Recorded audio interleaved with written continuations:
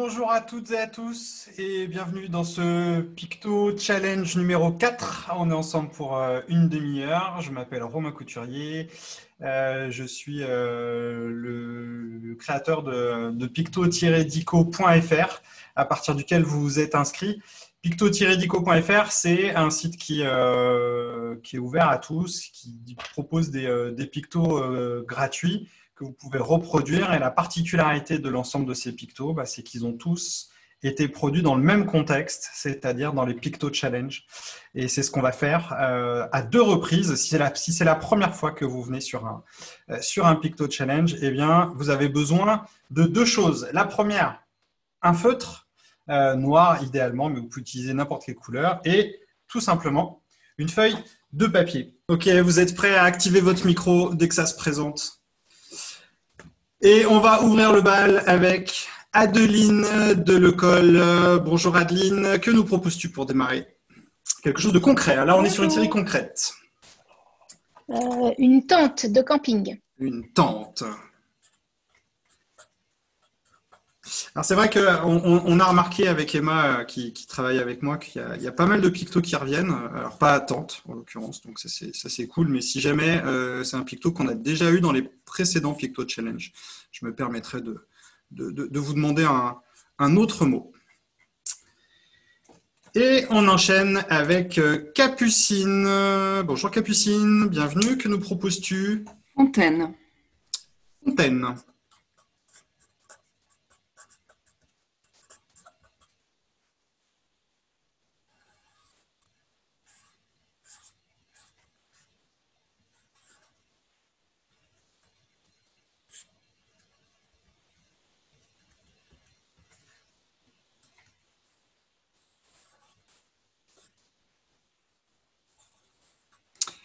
Et on enchaîne avec Rafik. Bonjour Rafik, que nous proposes-tu? Ton micro est éteint. Quelque chose de concret, allumé en bas à gauche. De concret, voilà. Valeur. Valeur.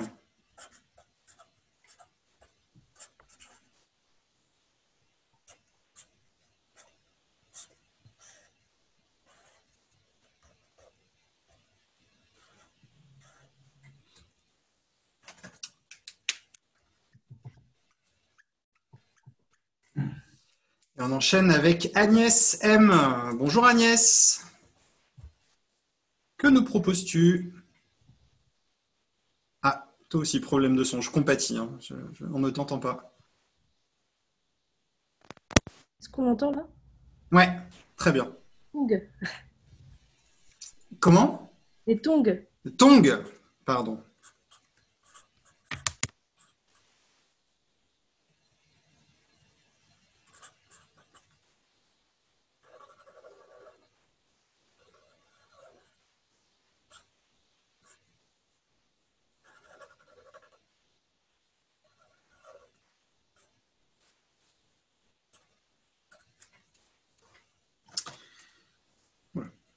Mes pieds sont bizarres.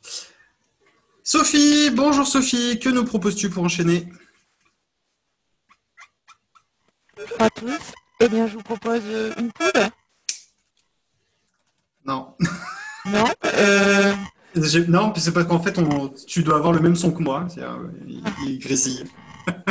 Ah, mais sinon, je reviendrai à toi tout à l'heure. Chantal, bonjour Chantal, que nous proposes-tu?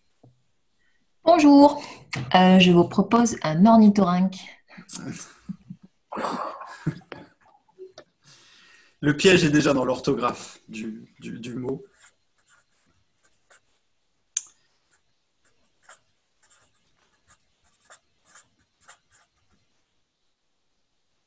Il doit y avoir un H dans un coin, mais je ne sais jamais où il est.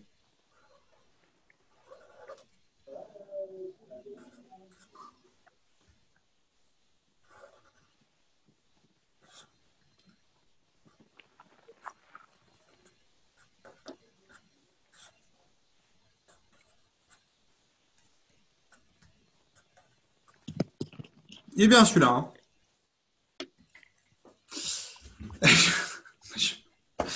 Allez, on enchaîne. Julie Berthelier, bonjour Julie. Que nous proposes-tu? Un poisson. Un poisson. Voilà, un truc... Normalement, on le maîtrise depuis qu'on est tout petit, le poisson. Ça.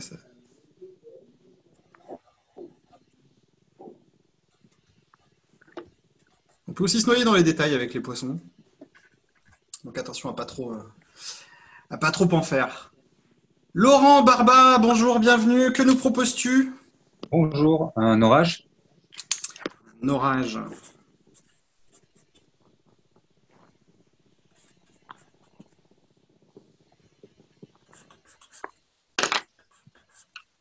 Justement, sur la dernière mise à jour de Pictodico, justement la foudre et les éclairs. Si vous voulez, ça c'est hyper pratique, il faut vraiment savoir les faire, ces trucs-là. D'ailleurs, on en fera. Ça sera peut-être un prochain tuto. Christelle Marie, bonjour, que nous proposes-tu? Bonjour, un dinosaure. Un dinosaure.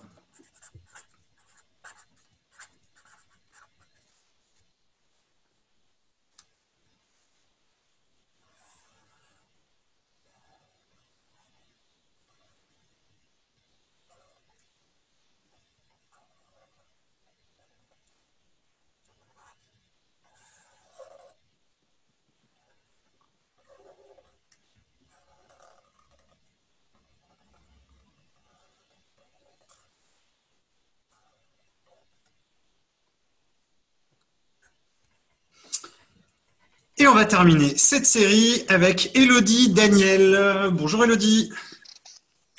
Bonjour. Une brouette. Une brouette. Super, d'ailleurs, ça me permet de rappeler que si votre webcam n'est pas allumée, vous êtes invité à l'allumer. C'est toujours chouette quand on voit qui est présent.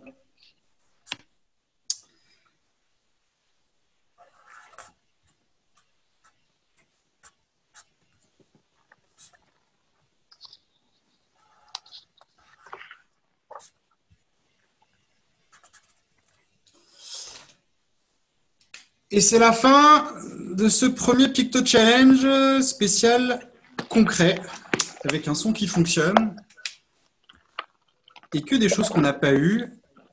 Alors un jour, certainement, j'intégrerai ces pictos-là dans le Dico pour pouvoir aussi contribuer à Pictodico. C'est aussi de nous montrer ce que vous faites.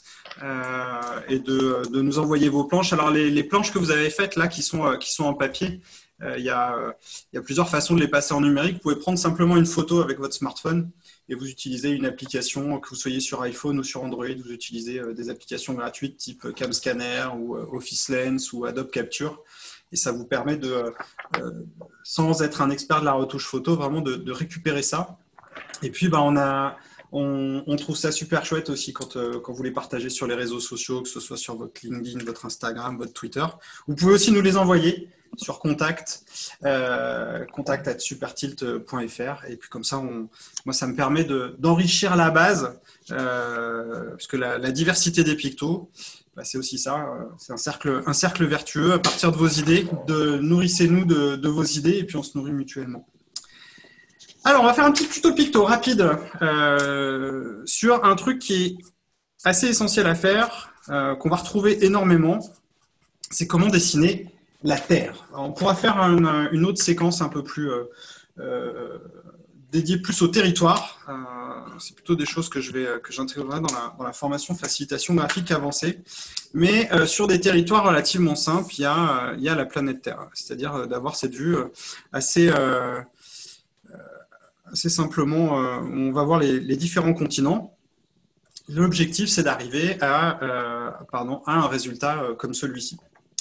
Alors pour ça, on va le décomposer, parce que finalement, ce n'est pas hyper compliqué et ça sert dans énormément de circonstances. Lorsque vous avez besoin de localiser des choses, lorsque vous avez besoin de parler de situations, de déploiement.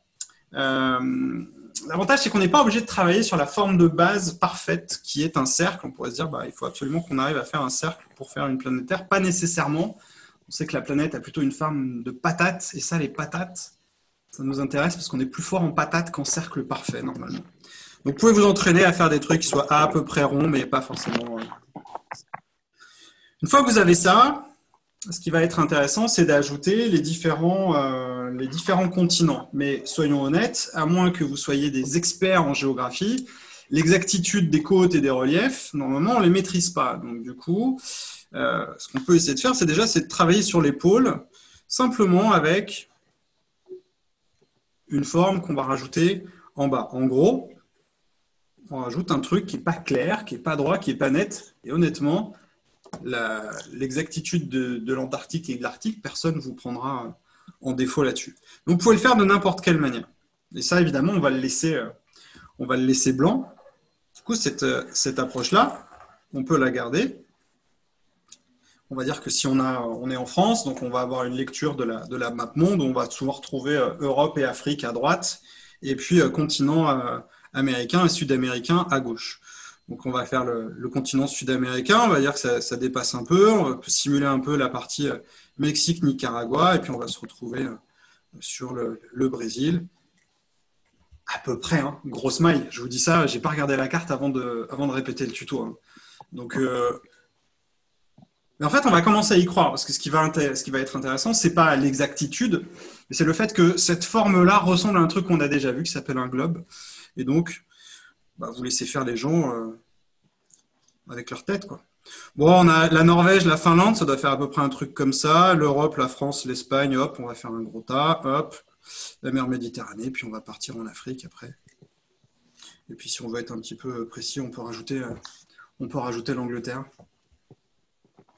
Du coup, vous pouvez vraiment vous amuser à faire n'importe quelle zone du globe sans être précise, parce que ça ressemble à peu près à ce qu'on veut. Ça fait partie des choses qu'il faut impérativement avoir dans votre bibliothèque. Si vous voulez vraiment accentuer l'effet globe, vous pouvez aussi commencer à coloriser. Alors, on pourra coloriser les océans. Alors, attention, parce qu'évidemment, en colorisant l'océan, ce qui va ressortir, c'est plutôt le bleu. On peut le coloriser de manière un petit peu inégale, comme je viens de faire. On peut marquer les territoires en vert, même si on sait que tout n'est pas vert. Ça peut être intéressant. Et comme on va laisser les pôles en blanc, on reconnaît assez facilement ces choses-là. Et donc derrière, c'est facile d'intégrer un certain nombre de données. Si vous intervenez avec des acteurs, si vous travaillez avec des gens qui travaillent au bout du monde, vous pouvez vous amuser à faire ça. Donc étape 1, on fait une patate. Étape 2, on fait en gros 4 traits. Un en haut, le deuxième en bas pour faire les pôles. Un à gauche, un à droite pour faire le continent américain, sud-américain et l'Europe. Et on colorise ou pas. Vous voyez, c'est relativement simple et ça sert énormément. En plus, on peut s'amuser après à rajouter des personnages sur les côtés, des drapeaux, si on a envie. Pour ceux qui avaient raté le tuto drapeau, je vous renvoie vers le replay du live du Picto Challenge numéro 3 où on a parlé des bannières. Voilà, et on peut incruster énormément de pictos. C'est bon, vous l'avez tous, la Terre ? C'est facile, hein? La Terre, ça peut être aussi la symbolique du rassemblement, de la fédération, de voir loin, de déployer. Encore une fois, on cherche des pictos qui soient impactants, faciles à faire en moins de 10 secondes. C'est toujours la même mécanique. Après, vous maîtrisiez peut-être déjà ce picto. Du coup, vous dites, il faudrait peut-être quand même qu'on aborde les choses sérieuses. Les choses sérieuses, c'est maintenant, c'est le dernier Picto Challenge, le deuxième Picto Challenge, cette fois-ci, uniquement sur des concepts. Les concepts, si c'est la première fois que vous venez, c'est des choses qui sont intangibles, des choses qu'on ne peut pas voir, qu'on ne peut pas toucher, pourtant qu'on manipule. C'est souvent là où il y a le plus d'ambiguïté sur la compréhension. Et pour ouvrir ce Picto Challenge spécial concept, on va démarrer avec Morgane. Bonjour Morgane. Que nous proposes-tu ? Je propose l'humour. L'humour.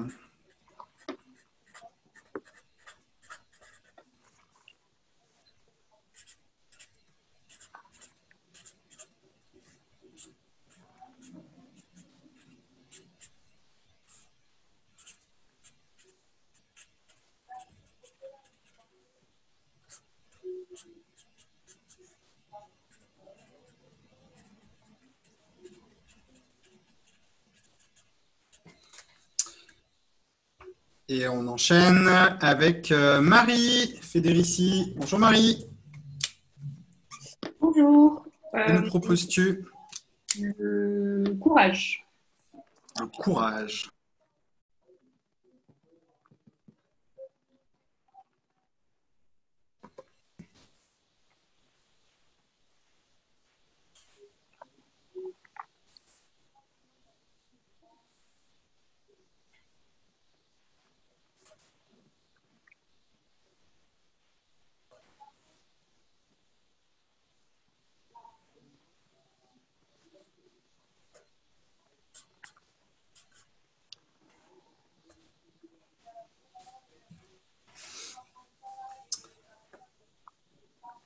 Justine, bonjour. Que nous proposes-tu? Apprendre. Apprendre.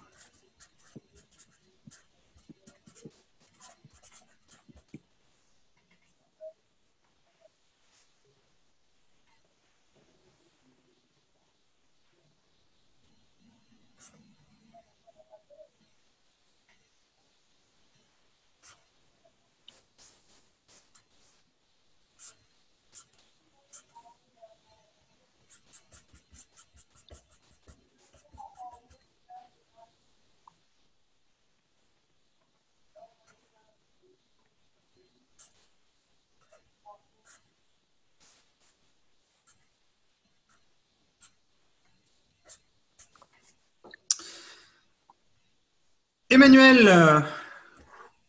Bonjour Emmanuel Kovalizine. Oui, bonjour. Moi, je propose burn-out. Burnout.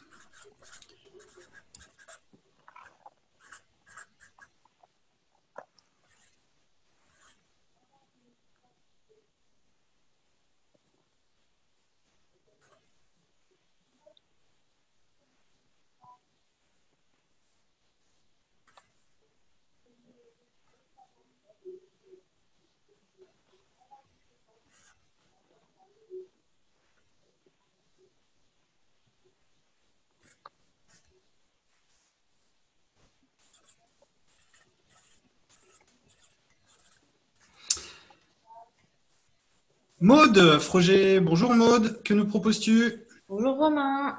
Débriefer. Débriefer.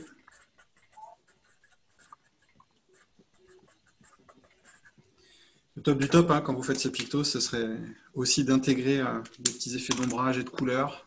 C'est le petit plus si vous vous ennuyez.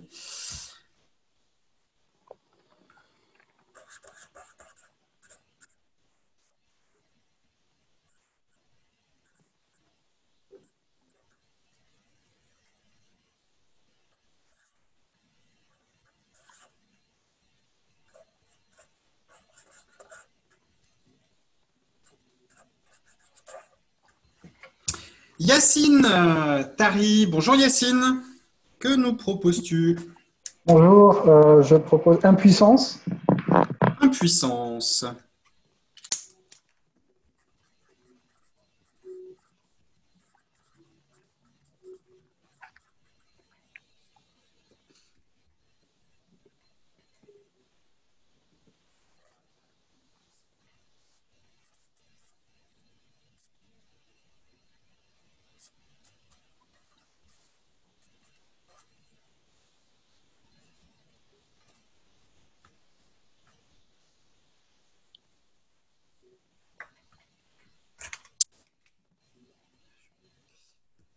Aurélie Toucha, j'ai pas la suite.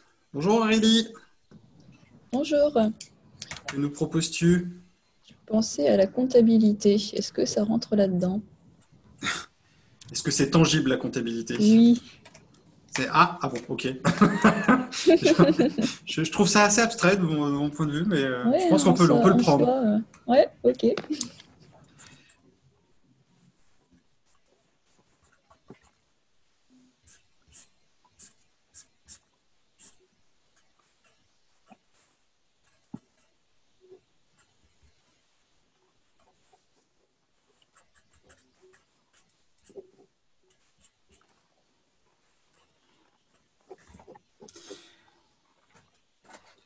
Et on poursuit avec Dominique.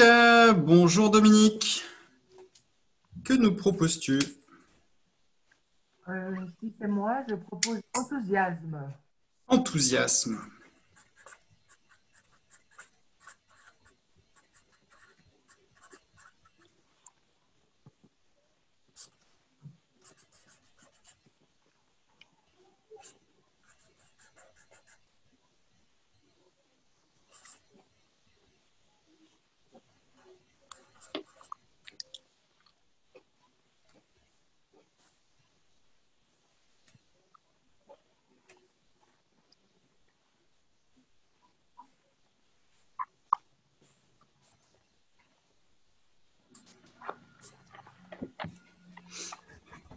On n'est pas parfait à tous les coups. Et on va terminer avec Émilie Massia. Bonjour Émilie. Bonjour, fidélité. Fidélité.